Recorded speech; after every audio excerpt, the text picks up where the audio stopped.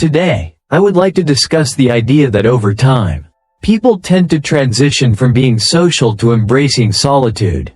Although sociability and solitude may appear to be opposites, they are actually interconnected. In our youth, we often seek out social interactions because we lack the experience of navigating various social circles. Therefore, we feel the need to immerse ourselves in them. However, as we reach middle age and beyond, many of us begin to prefer solitude, engaging less frequently with strangers. This shift occurs because we have experienced and witnessed a great deal in life. In our younger years, we enjoy inviting friends over for meals and conversation at home.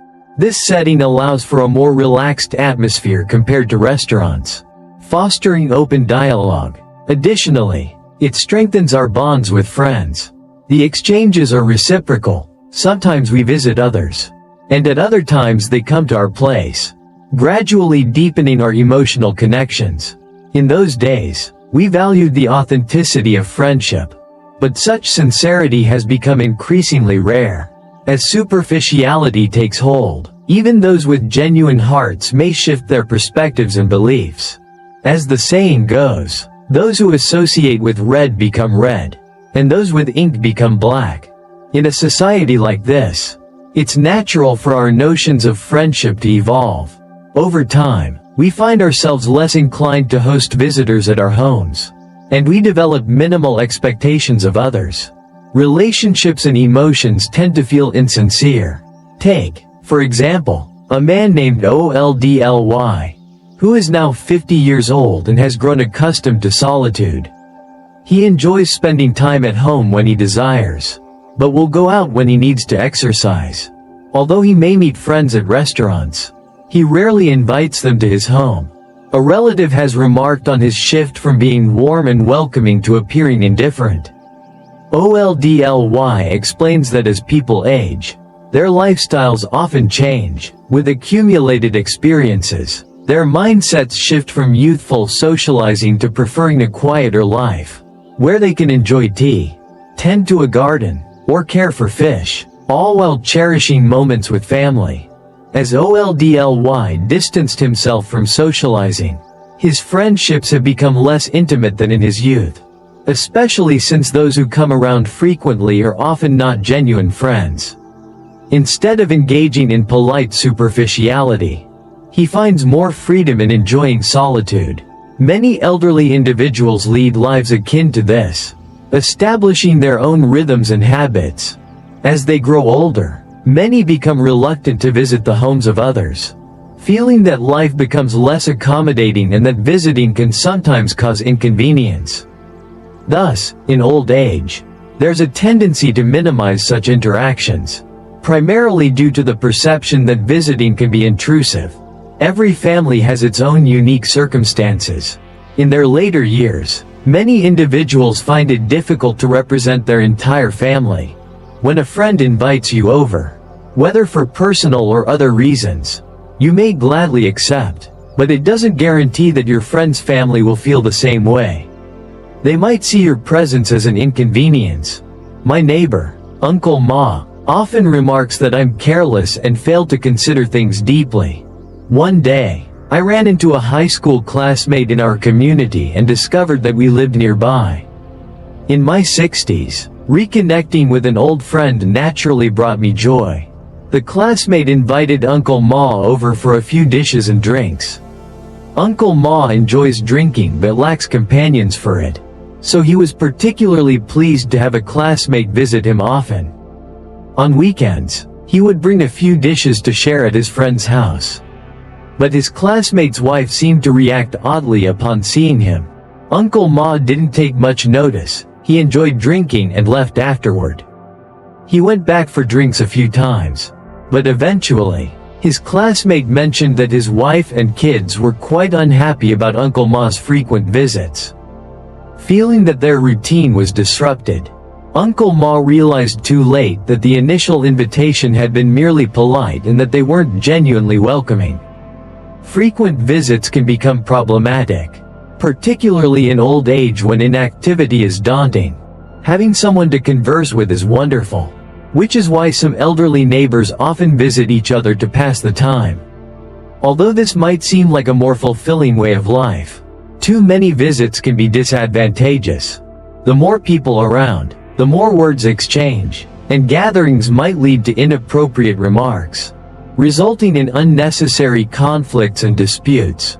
Ms. Wang, who lives upstairs, has expressed her preference for staying home to watch dramas rather than visiting others. After having disagreements with her daughter-in-law stemming from visits, she faced harsh reprimands from her son. Ms. Wang is quite social. After retiring, she enjoys dancing in the square with other ladies from the community.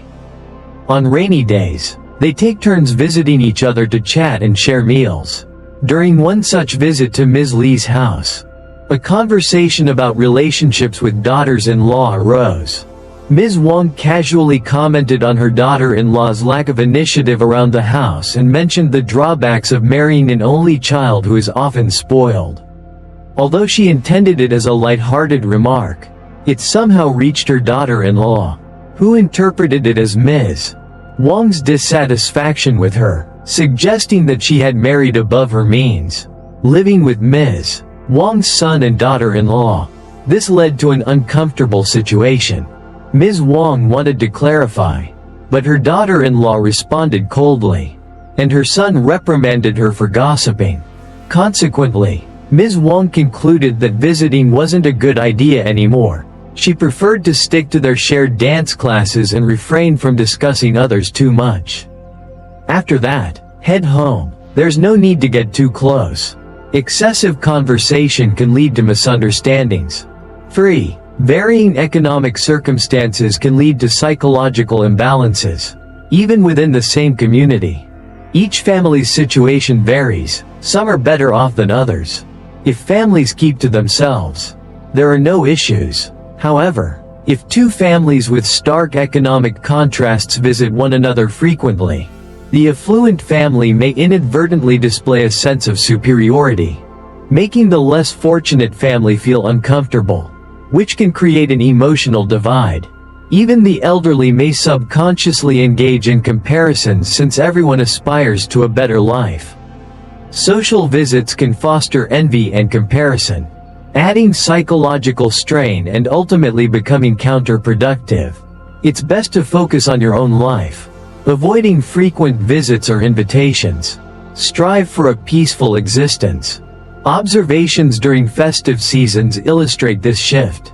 In the past, people would visit each other to exchange New Year greetings, but now many opt to stay home, sleep, and scroll through their phones. Have traditional celebrations lost their appeal? Not necessarily. Life has simply become too demanding, and genuine connection seems scarce. Visiting and socializing lose their significance unless life slows down and emotions are rekindled. Instead, life appears to be accelerating, leading many to prefer solitude. In youth, we may misunderstand solitude as a lack of friends and feel embarrassed about it. But with time, we come to realize that living well for oneself amidst complexity is the ultimate success. The colder life becomes, the stronger our love for family. It's acceptable to be indifferent to outsiders, but sincerity with family is essential. As one ages, maintaining contact with a few friends and family is important. However, it's best to refrain from visiting others' homes. If gatherings are desired, meeting in public spaces can lighten physical burdens and alleviate mental stress, resulting in a win-win outcome. Hosting guests in old age can become exhausting and troublesome, so it's crucial to embrace solitude, especially as loved ones gradually depart.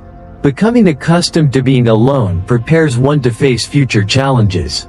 This concludes today's sharing. Thank you for tuning in. If you enjoy the Buddha's End channel, please subscribe and share. Here, you will always find companionship.